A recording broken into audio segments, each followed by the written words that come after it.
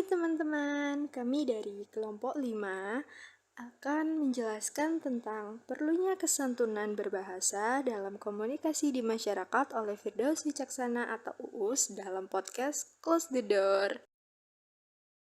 Di kelompok 5 ini ada Nikola Sangling Putra, Putri Arum Pirani, dan Bilqis Aisyah Oktaviana. Pada PPT ini, kami akan menjelaskan pendahuluan, jenis pelanggaran, efek dari pelanggaran, dan kesimpulan. Jadi, pada bab 1 pendahuluan ini, kami akan menjelaskan poin-poin yang ada di dalamnya. Jadi, pada poin bahan penelitian ini, sebagai sumber dari penelitian kami menggunakan salah satu video dari channel YouTube Deddy Corbuzier dengan narasumber podcast yaitu Rizky Firdaus Wicaksana atau yang biasa disebut dengan nama panggilan Uus yang dipublikasikan pada tanggal 26 Juni 2020. Pada poin yang kedua yaitu pengertian. Pengertian dari kesantunan merupakan tata cara, adat, atau kebiasaan yang berlaku dalam masyarakat. Kesantunan merupakan aturan perilaku yang ditetapkan dan disepakati bersama oleh suatu masyarakat atau budaya tertentu, sehingga kesantunan menjadi prasyarat yang disepakati oleh perilaku sosial. Oleh karena itu, kesantunan ini biasa disebut dengan tata krama. Lalu poin yang ketiga yaitu ada teori pembahasan. Sebagai dasar untuk mengidentifikasi pelanggaran ini, penulis menggunakan teori dari Leach pada tahun 1983. Dalam teori tersebut, prinsip kesantunan terbagi menjadi 6 maksim sebagai berikut. Yang pertama ada maksim kearifan, yang kedua maksim kesederhanaan, yang ketiga maksim pujian, yang keempat maksim kerendahan hati, yang kelima maksim kecocokan, dan yang keenam maksim kesimpatian. Lalu pada poin yang keempat yaitu fungsi, di mana menurut Cair pada tahun 2010 mendefinisikan fungsi kesantunan berbahasa terbagi menjadi 5, yaitu fungsi yang menyatakan atau deklaratif. Lalu yang kedua yaitu fungsi menanyakan atau integratif. Lalu fungsi yang ketiga yaitu fungsi menyuruh atau imperatif, termasuk fungsi melarang, fungsi meminta maaf, dan fungsi mengkritik. Selain itu, fungsi kesantunan atau kesopanan bahasa sendiri yang banyak dipikirkan masyarakat Indonesia adalah menghormati lawan bicara kita dan biasanya akan dibagi dalam beberapa tingkatan untuk menggunakan contoh anak muda hormat kepada orang yang lebih tua ataupun atasan dan bahasa formal dan lebih santai untuk berbicara dengan orang yang lebih tua dari kita. Pada bab 2 jenis pelanggaran ini, kami akan menjelaskan poin-poin yang terdapat di dalamnya. Jadi pada poin pertama teori kesantunan menurut Leach ini, Leach membagi prinsip kesantunan menjadi 6, yaitu maksim kearifan, maksim kedermawanan, maksim pujian, maksim kerendahan hati, maksim kecocokan, dan maksim kesimpatian. Makna dari masing-masing maksim yaitu yang pertama maksim kearifan, di mana maksim tersebut menyatakan bahwa setiap peserta pertuturan harus meminimalkan kerugian orang lain atau memaksimalkan keuntungan orang lain. Lalu yang kedua, ada maksim kedermawanan, yang dimana menjelaskan tentang sikap menghormati orang lain. Yang ketiga, ada maksim pujian, yaitu meminimalkan cacian kepada orang lain atau memaksimalkan pujian kepada orang lain. Yang keempat, ada maksim kerendahan hati, yaitu untuk memaksimalkan kecaman atau celaan pada diri sendiri dan meminimalkan pujian pada diri sendiri. Lalu yang kelima, ada maksim kecocokan, yaitu dapat menghendaki agar setiap pentutur dan lawan tutur dapat memaksimalkan kesetujuan di antara mereka.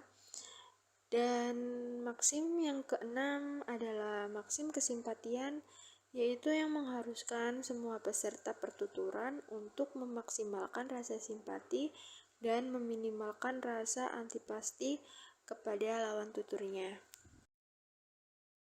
Pada poin kedua ini kami akan menjelaskan analisa pelanggaran kesantunan berbahasa oleh UUS. Yang pertama yaitu ada maksim kearifan, di mana buatlah kerugian orang lain sekecil mungkin, maka buatlah juga keuntungan orang lain sebesar mungkin. Pelanggaran tersebut terjadi di menit 12 menit lebih 10 detik sampai 12 menit lebih 31 detik. Lalu yang kedua yaitu ada maksim kedermawanan, di mana buatlah keuntungan diri sendiri sekecil mungkin. Dan pelanggaran yang terjadi terdapat pada menit 15 menit lebih 31 detik sampai 16 menit lebih 15 detik. Lalu yang ketiga terdapat maksim pujian, yang dimana menyatakan meminimalkan cacian kepada orang lain dan memaksimalkan pujian kepada orang lain. Pelanggaran tersebut terjadi di menit 1 menit lebih 8 detik sampai 1 menit lebih 25 detik. Dan yang kedua, pelanggaran terjadi di menit 5 menit 26 detik sampai 5 menit 58 detik. Dan yang ketiga, pelanggaran terjadi pada menit 8 sampai 8 lebih 30 detik. Dan pelanggaran yang keempat terjadi di menit 15 sampai 16 lebih 15 detik. Yang kelima, pelanggaran terjadi di menit 15 menit lebih 31 detik sampai 16 menit lebih 15 detik. Dan yang terakhir, keenam, pelanggarannya terjadi di menit 17 menit lebih 40 detik sampai 18 menit lebih 10 detik.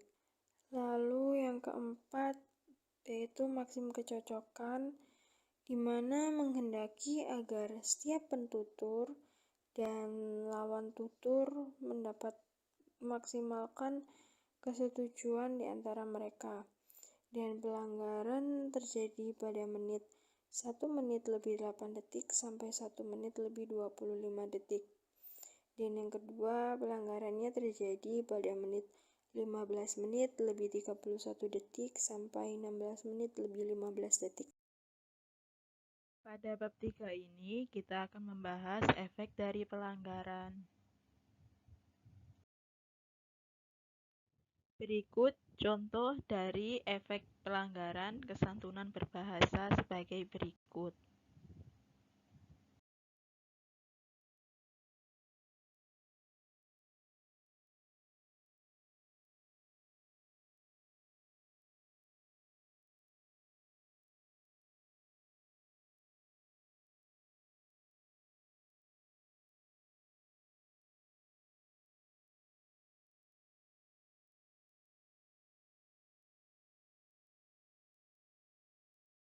Pada bab 4 kesimpulan ini, kami akan menjelaskan kesimpulannya.